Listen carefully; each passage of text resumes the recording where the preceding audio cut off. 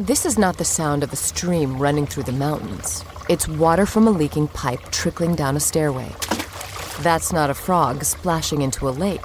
It's a piece of sheetrock falling into a puddle on a kitchen floor. And that's not a hiker taking a deep breath of mountain air. It's a homeowner gasping at the sight of a $12,000 water damage repair bill. 40% of homeowners have experienced water damage. Protect your home with the Moen Smart Water Monitor and Shutoff. Moen. This episode is brought to you by Shopify. Forget the frustration of picking commerce platforms when you switch your business to Shopify, the global commerce platform that supercharges your selling wherever you sell. With Shopify, you'll harness the same intuitive features, trusted apps, and powerful analytics used by the world's leading brands. Sign up today for your $1 per month trial period at shopify.com/tech, all lowercase. That's shopify.com/tech. This episode is brought to you by Kia's first 3-row, all-electric SUV, the Kia EV9, with available all-wheel drive and seating for up to 7 adults, with 0 to 60 speed that thrills you 1 minute, and available lounge seats that unwind you the next. Visit kia.com/EV9 to learn more. Ask your Kia dealer for availability. No system, no matter how advanced, can compensate for all driver error and or driving conditions. Always drive safely. Hey everybody, and welcome to another bonus episode of Horror Movie Night. Right now, I'm sitting down with the producer and the star of DIEry. We're also waiting for the director, who should be jumping in shortly as well on this conference call. But first, how about you two introduce yourselves? I'm Claudia Mailer, and I play Marie Clark in the upcoming film DIEry. And I'm Samantha Watkins, and I'm a producer on the film DIEry. So I do have some questions for you, because I've noticed in the years that I've been doing this podcast, obviously we're Horror Movie Night, we're a horror podcast, and horror tends to be like the one genre that people call out if they're like, I like everything except for horror.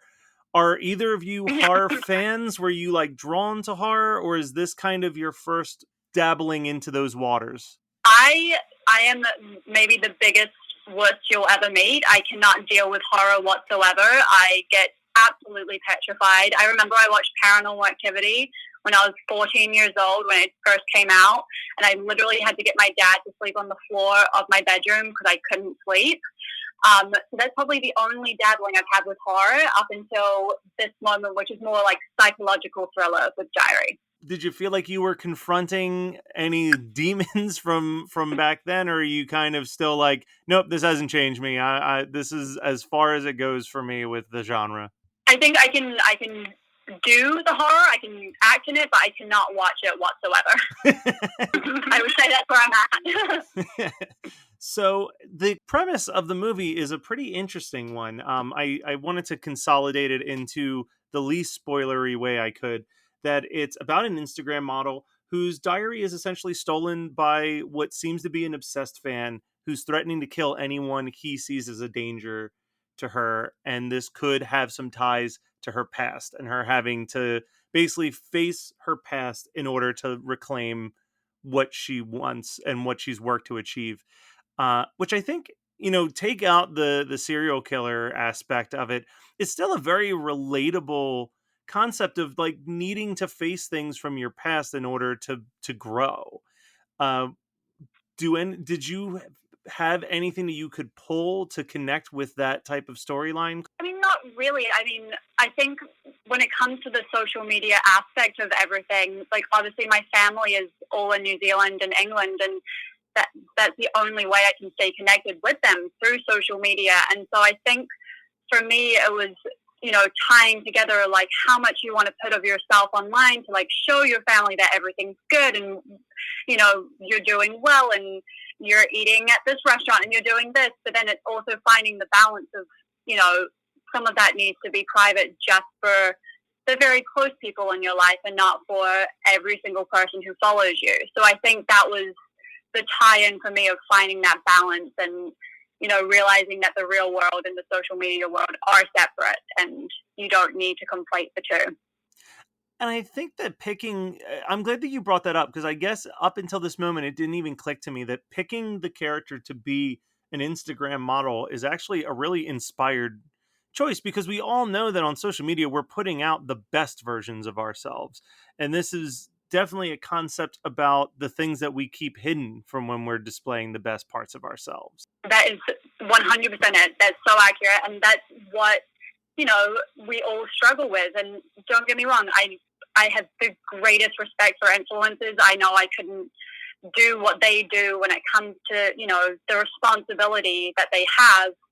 But at the same time, what they're putting up is just the highlights of their day. We're not seeing everything. And we have to be very well aware of, not making comparisons with ourselves from that. Now, Samantha, I want to go back to you with the same question I asked earlier. Were you a horror fan before getting into doing DIEry, or were you also like Claudia, just keep it away from me? I'll work on the movies for it, but I don't really want to sit down and watch it. I have to say, I definitely embrace all genres of film. I do like horror films. I especially like psychological horror films. My one thing I can't do is zombies for whatever reason. They freak me out. It's like the one trope of horror films that I don't enjoy watching. But I do think that with DIEry, what really makes it a horror film are these privacy issues, and the fact that in our world, especially today, that is the perfect platform for a horror film. Our world is becoming less and less about personal privacy, and those are the layers that I think we really wanted to explore in DIEry.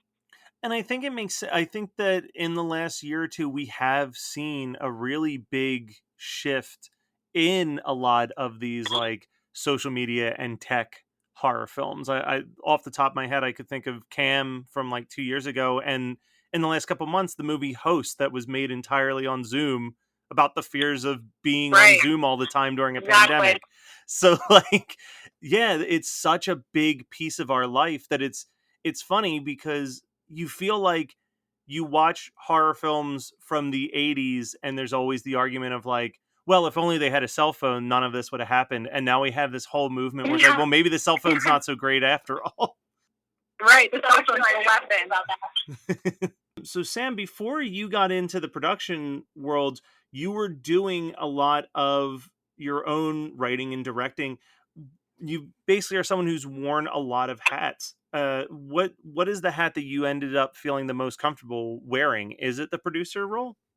I think right now that's kind of what I've leaned into, but I'll always love all aspects of filmmaking. I'm obviously a film lover. I love working in all departments, and I think that I can do a better job as a producer, having experience in the art department, having experience as a writer, having experience as an actor. I think that can bring a lot to being a producer in film.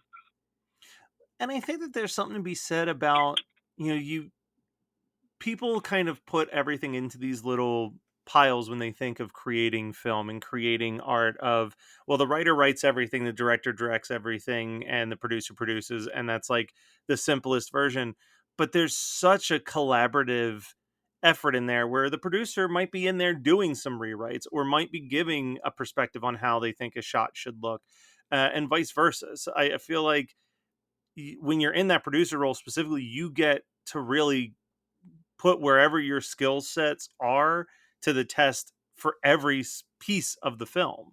Which is so fun, because I think also a part of indie filmmaking, which is why we do this, is because we love making movies, is you do put your hands in kind of every department, and everybody in a sense does multiple jobs. And, never on set did we have somebody say, that's not my job. It was just, everybody's jumping in, helping out. We had this one location, which was a giant warehouse in downtown LA, that we ended up setting up for 10 different locations in the film. And just that fluid movement of creating a set while another scene is being filmed right next to it. You become a family on set, and everybody's there to support each other. And I think that's such a beautiful thing that we all miss about being on set, is this community that's formed with everybody has this one very hyper-focused goal of making a movie. And Jennifer, thanks for joining us.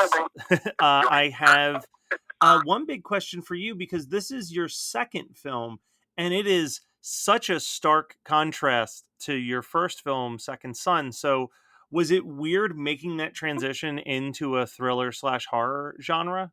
No, not really. That was really my partner, John Buffalo Mailer's idea. He said, let's do something so different to show your wide range.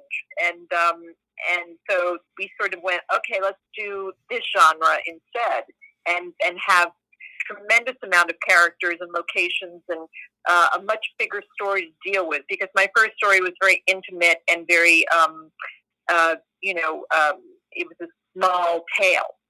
And this is a much bigger juggernaut. Yeah, that makes sense. And are you, I was able to ask Samantha and Claudia earlier, but are you a horror fan yourself, or was it more just the challenge of doing something so dramatically different? More the challenge of doing something dramatically different. And the big takeaway for me was, because when I do watch these movies, is that I always know who did it, and I didn't want anybody to know who did it. That was like my main goal in terms of at the end of the film. It's like nobody saw it coming.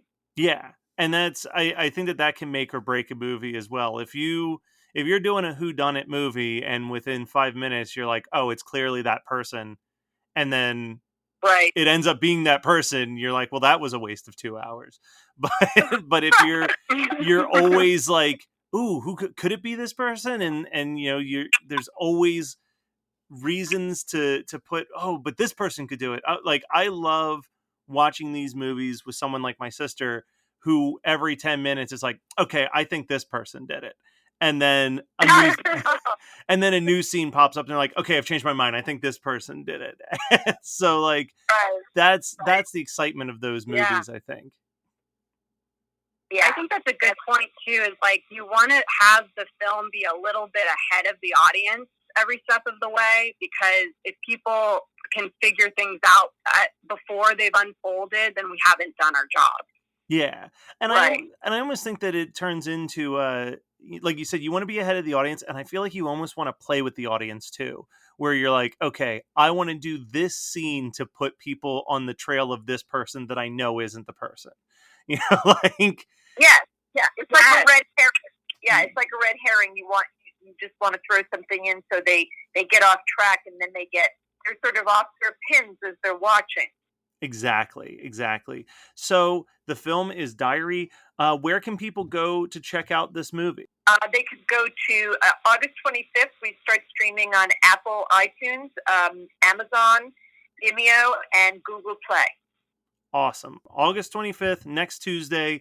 Guys, you've got a week. Get excited, get prepared, and then on Tuesday, go and watch DIEry and see if you can figure out who it is. Well, thank you so much for taking the time to join us for this little bonus episode.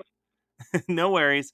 August 25th, Apple TV, Amazon, Vimeo. Go check out DIEry. You're listening to the Geekscape Network.